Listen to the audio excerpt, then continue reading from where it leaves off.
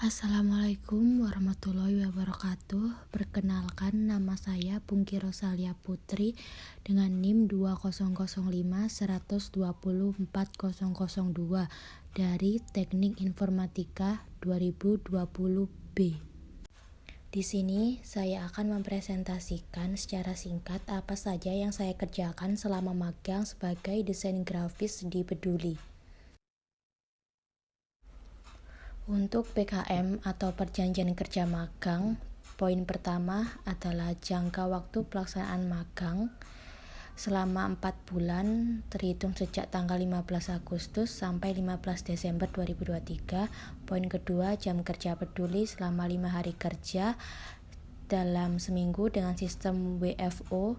Poin ketiga, wajib WFO untuk menghadiri weekly meeting yang dilaksanakan setiap hari Senin. Poin keempat, magang dilaksanakan setiap hari Senin sampai Jumat 7 jam per hari dimulai pukul 10 sampai 5 sore. Berikut merupakan PKM yang diberikan olai Peduli. Peduli dilaksanakan di kantor Gedung Siola, Koridor Coworking Space, Jalan Tunjungan, nomor 1, Kecamatan Genteng, Kota Surabaya. Untuk job desk desain grafis sendiri, poin pertama, memadukan unsur seni, visual, dan bahasa dalam sebuah desain untuk menyampaikan suatu pesan. Poin kedua, melakukan pendayagunaan elemen desain, layout, dan proses teknis sehingga tercipta karya desain grafis yang sesuai dengan kebutuhan yang diharapkan. Poin ketiga, membuat desain yang komunikatif dan mudah dipahami dari tampilan visualnya. Untuk tools yang saya gunakan menggunakan Figma dan Canva. Berikut merupakan logo dari Peduli yang saya buat dengan kode nomor warna merah C41230, warna putih dengan kode C41230, warna hitam dengan kode 100C08. Kemudian untuk fontnya dari bold, medium maupun reguler harus konsisten menggunakan font Cerebri Sans. Untuk ketentuan konten, penempatan logo dan font size pada IG Reels dengan 1080 x 1350, untuk IG Story dan TikTok dengan size 1080 x 1920, dengan Twitter yaitu 1080 x 1080. Nah, sebelum tim desain grafis menentukan konten apa yang akan dibuat, sebelumnya ada dari sosmed admin. Itu tugasnya untuk seperti membuat konten plan IG ataupun TikTok juga. Itu job desk dari sosial media admin itu menentukan membuat topik atau membuat tema untuk konten yang sesuai dengan kegiatan volunteer. Nah, setelah tim sosial media admin selesai membuat konten plan IG, kemudian saya mengaplikasikan desain yang dimaksud dari tim sosmed untuk membuat desain tersebut menggunakan Canva ataupun Figma sesuai dengan kebutuhan desain. Setelah membuat desain dengan sesuai konten plan, tentunya saya membutuhkan koreksi dari tim sosmed apakah sudah sesuai dengan kebutuhan audiens atau belum. Kalau belum, memang biasanya ada revisi dari tim sosmednya sendiri. Jadi saya yang harus memperbaiki konten tersebut. Untuk Instagram Story, salah satu konten yang saya buat ialah menebar kebaikan 5 tahun peduli. Nah, ini saya mengumpulkan hasil dokumentasi dari kegiatan sosial peduli dengan menambahkan gradiasi warna merah untuk menyimbolkan branding dari peduli itu sendiri. Nah, untuk konten Twitter, saya mengambil topik sesuai dengan apa yang dilaksanakan pada saat kegiatan volunteer di Peduli.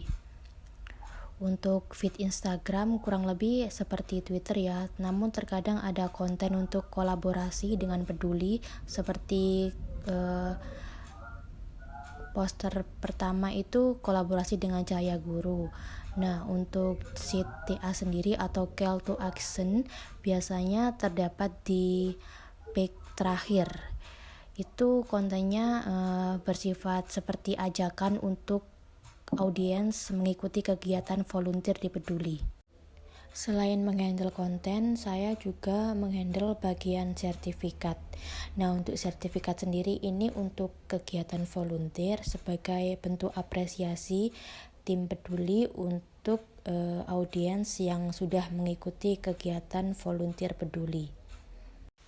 Dan untuk sertifikat tersebut bukan hanya untuk wilayah Surabaya saja, saya juga menghandle untuk Peduli di 9 kota seperti Malang, Jogja, Surakarta, Jember, dan lain sebagainya. Nah, untuk data dari volunteer sendiri, saya biasanya mendapat file dari volunteer manager dari tiap masing-masing kota di Peduli. VM tersebut mengirim file berupa spreadsheet biasanya. Ada keterangan nama, tanggal project, judul project, dan kemudian saya membuat sertifikat tersebut untuk volunteer. Sebagai desain grafis, saya juga menghandle ID card karyawan Peduli. Ya, untuk ID card sendiri ada keterangan nama, divisi apa, dengan kode karyawannya berapa, dan tentunya tetap memprioritaskan warna merah dari Peduli itu sendiri dengan menambahkan logo dari Peduli. Selain kegiatan magang, saya di sini akan mempresentasikan event yang berjalan selama saya magang di Peduli. Program kolaborasi pemerintah Kota Surabaya dengan Ozura Yatra Paktaja ini memulai volume keduanya dengan pameran usaha rintisan di Balai Pemuda pada tanggal 23 sampai 24 November 2023 yang berlangsung selama 2 hari, yaitu dengan event Surabaya Startup Festival 2.0. Event ini digelar sebagai upaya menemukan founder usaha rintisan yang mampu bersaing dan tumbuh berkembang dalam persaingan bisnis skala nasional hingga internasional. Peduli merupakan salah satu dari banyaknya startup yang diundang untuk dapat ikut serta memeriahkan dalam acara tersebut. Pada hari kedua, booth Peduli didatangi oleh anak-anak SD yang dengan senyum cerianya mereka ingin memberikan pesan-kesan untuk anak-anak pejuang kanker, karena dari tim Peduli Surabaya akan melaksanakan event untuk berbagi kebaikan dengan anak-anak pejuang kanker. Pada hari kedua, Surabaya Startup Festival 2.0 dibuka oleh Wali Kota Surabaya Bapak Eri Cahyadi yang berkesempatan membuka soft opening dan menyambut baik program ini sebagai upaya menggerakkan ekonomi melalui kreativitas anak muda Surabaya. Setelah Pak Eri Cahyadi membuka acara untuk Surabaya Startup Fest 2.0, Bapak Eri Cahyadi berkesempatan untuk mendatangi masing-masing booth dari startup yang hadir. Salah satunya ialah dari booth Peduli. Dan kami dari tim Peduli berkesempatan untuk mendapatkan foto bersama dengan Bapak Wali Kota Surabaya ini yang kebetulan sedang mampir untuk melihat Peduli. Dan Bapak Eri Cahyadi terlihat sangat bangga dan mengapresiasi dari pameran kegiatan sosial yang tim Peduli buat, serta memberikan semangat untuk terus berbuat baik kepada sesama. Baik, sekian presentasi saya mengenai apa yang saya kerjakan, apa yang saya dapatkan dari magang di Peduli selama 4 bulan dari 15 Agustus sampai 15 Desember.